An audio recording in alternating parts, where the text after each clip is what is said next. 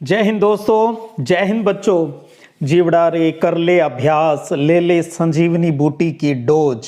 चलिए स्टार्ट करते हैं। पहला प्रश्न, हमारा संविधान खालिस्तान को अंगीकृत किया गया, कब अंगीकृत किया गया?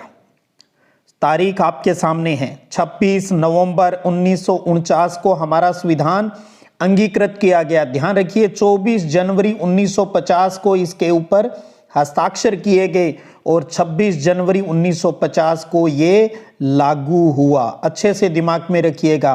और 15 अगस्त 1947 को हम आजाद हुए। अगले प्रश्न पर बात करते हैं।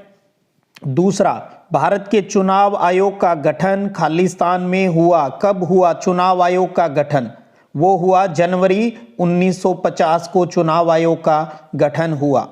तीसरा, भारत के खालिस्तान पहले चुनाव आयुक्त बने, सुकुमार सेन पहले चुनाव आयुक्त बने। जल्दी जल्दी फटाफट घोटते चले हैं, अच्छे से दिमाग में सेट करते चले। एक हिंदुस्तानी संपादक ने खालिस्तान को इतिहास का सबसे बड़ा जुआ कहा। किसे कहा? सार्वभौमिक मताधिकार, पंचवर्षीय योजना, राज्यों का पुनर्गठन या इनमें से कोई नहीं। देश आज़ादी के बाद एक बहुत बड़ा चुनाव कराना एक बहुत मुश्किल काम था और उस टाइम दुनिया के अंदर महिलाओं को तो मताधिकार भी नहीं था। कई देश ऐसे थे। तो ये था भी सबसे बड़ा जुआ जो साबित हुआ, वो था सार्वभौम मताधिकार। भी लोग कह रहे थे भी शायद ये गलती कर रहा है इंडिया, लेकिन आज हमें पता है कोई गलती नहीं। सार्वभौम मताधिकार इतिहास का सबसे बड़ा जुआ। और बहुत ही प्यारा प्रश्न, चाहे वन लाइनर चाहे रिक्त स्थान। कांग्रेस पार्टी ने लोकसभा के पहले चुनाव में 489 में से कितनी सीटें जीती थी? पहले लोकसभा चुनाव में कितनी सीटें जीती भाई? जल्दी से बता दें। 364, बिल्कुल 364 सीटें जीती थी। दूसरे में 371 जीती थी और तीसरे में 361 जीती थी। क्या आप बता सकते हो 415 किस लोकसभा चुनाव में जीती कांग्रेस ने सीट? जल्दी से कमेंट करके ये भी बता दीजिएगा। अगला प्रश्न है कि पहले आम चुनाव में खालिस्तान पार्टी 16 सीटें हासिल करके दूसरे नंबर पर रही। दो बात, एक तो उस पार्टी को 16 सीटें मिली, विपक्ष का दर्जा मिला, और दूसरे नंबर पर रही वो थी भारतीय कम्युनिस्ट पार्टी। भारतीय कम्युनिस्ट पार्टी। अगला प्रश्न है कि पहले आम चुनाव के बाद खालिस्तान प्रधानमंत्री बने। भैया पहले क्या, पहले दूसरे तीसरे सारे ही पंडित जवाहरलाल नेहरू भारत के प्रधानमंत्री। अगला प्रश्न, भारत में दूसरा आम चुनाव कब हुआ? पहला 1952 में हुआ और दूसरा 1957 के अंदर। ध्यान रखिएगा अच्छे से। और तीसरा अब आप सोच लीजिए 5 साल बाद भारत में तीसरा आम चुनाव कब हुआ? आ ही गया प्रश्न। तीसरा आम चुनाव फिर 1962 में, पहला 52 में, दूसरा 57, तीसरा 1962 के अंदर। अगला प्रश्न, 1957 में खालिस्तान में भारतीय कम्युनिस्ट पार्टी की अगुवाई में एक गठबंधन सरकार बनी थी।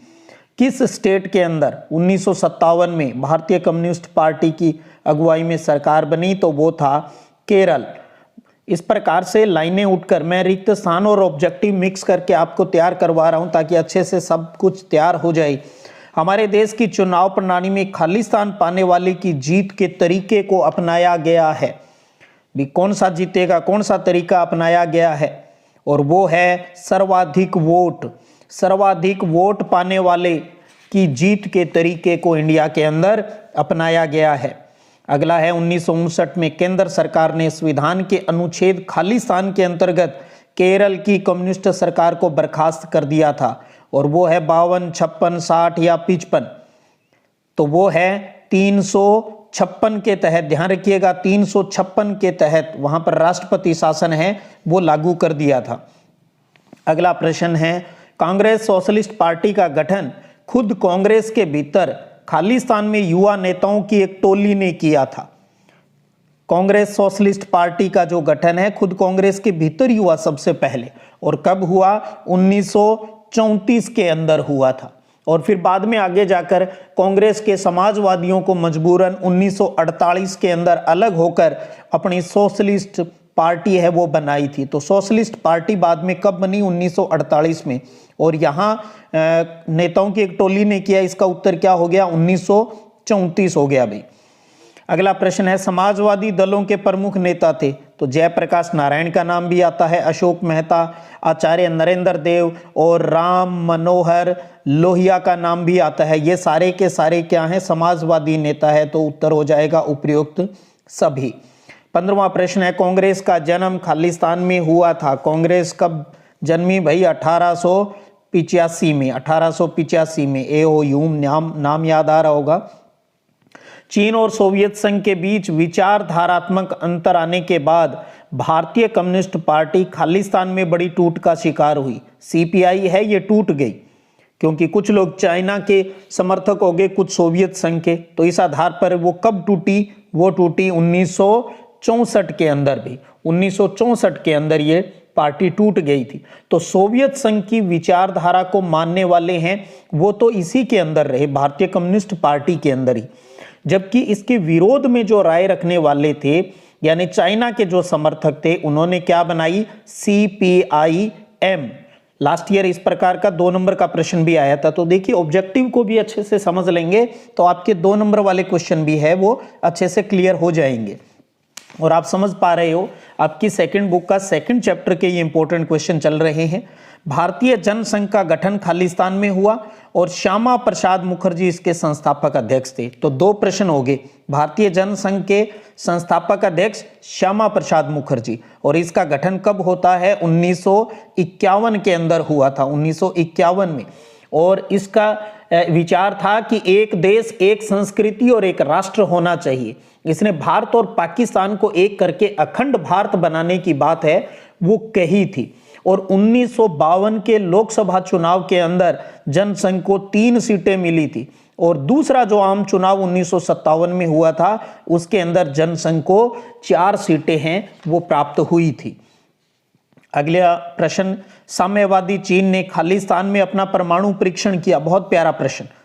चीन ने अपना पहला परमाणु परीक्षण है वो कब किया था? 1964 में, अक्टूबर 1964 में। और हमें पता है मई 1974 में भारत ने अपना पहला परमाणु परीक्षण किया, पोखरण जैसलमेर राजस्थान में, और दूसरा 1998 में सेम पोखरण जैसलमेर के अंदर ही किया। तो 1974, 1998 भारत के संदर्भ में और चाइना के संदर्भ में 1964 ध्यान में रखना है। अगला प्रश्न है कि खालिस्तान पार्टी की जड़ें भारतीय जनसंघ में हैं। सीधी सी बात है, भारतीय जनसंघ बाद में खत्म हो गया, लेकिन एक नई पार्टी के रूप में चेंज हो गया, और वो थी भारतीय जनता पार्टी, बीजेपी। जनसंघ के नेताओं में नाम याद आ रहे होंगे, आजकल तो रोज सुनते हैं हम, श्यामा प्रसाद मुखर्जी का नाम, दीनदयाल उपाध्याय का नाम, बलराज मधोक के नाम, ये जनसंघ के रहे। और भारतीय जनता पार्टी की जड़ें इसी जनसंघ में हैं, जिसका गठन 1951 में हुआ था, और बाद में नई पार्टी 1980 में। कांग्रेस के नागपुर अधिवेशन के बाद खालिस्तान में स्वतंत्र पार्टी है वो अस्तित्व में आई थी। तो वो आई 1959 के अंदर, और इस पार्टी का नेतृत्व कौन कर रहे थे? सी राजगोपालाचारी, KM मुंशी, NG रंगा और मीनू मसानी। नाम याद अगर रह जाए, वरना पाठ्य पुस्तक के पीछे के जिस भी चैप्टर में मैचिंग का प्रश्न है उसको आप जरूर अभ्यास करेंगे, मैं कह रहा हूं। सी राजगोपालाचार्य, KM मुंशी, NG रंगा और मीनू बाई सीधी मसानी हैं जो स्वतंत्र पार्टी के अंदर थी। ये आजादी के बाद अंतरिम सरकार में शामिल विपक्षी नेता थे। बहुत प्यारी प्यारी बात है, अंदर की बात है। आजादी की घोषणा के बाद अंतरिम सरकार ने देश संभाला था, का शासन संभाला था। इसके मंत्रिमंडल में 2 महत्वपूर्ण विपक्ष के नेता डॉक्टर भीमराव अंबेडकर और श्यामा प्रसाद मुखर्जी को अंतरिम सरकार में शामिल किया था। तो इसलिए कौन सा ऑप्शन सही हो जाएगा? तीसरा, डॉक्टर भीमराव अंबेडकर और श्यामा प्रसाद मुखर्जी, ये बात तीसरे ऑप्शन के अंतर्गत। हालांकि नेहरू जी सोशलिस्ट पार्टी के प्रति भी अपना प्रेम जाहिर करते थे और जयप्रकाश नारायण जैसे समाजवादी नेताओं को भी शामिल होने का न्योता दिया था, वो अलग बात है, वो शामिल नहीं हुए। अगला प्रश्न है 1952 के पहले आम चुनाव में लोकसभा के साथ साथ खालिस्तान के लिए भी चुनाव करवाए गए थे। तो ये पाठ के पीछे वाला प्रश्न ही है। राज्य विधानसभाओं के चुनाव भी है, वो काफी टाइम तक आपको पता है लोकसभा और विधानसभा के चुनाव साथ साथ है वो होते रहे थे। तो ये कर लिए भी अपनों ने 22 क्वेश्चन अच्छे से तैयार।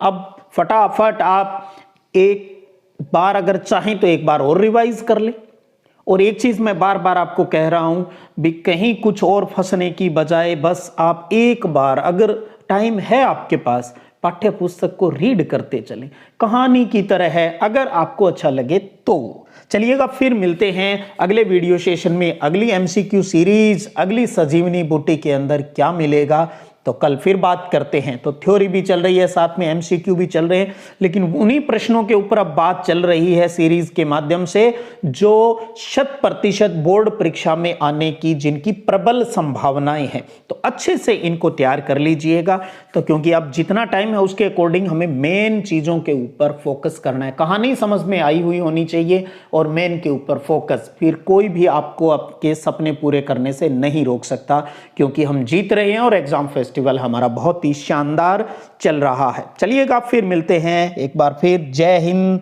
जय भारत।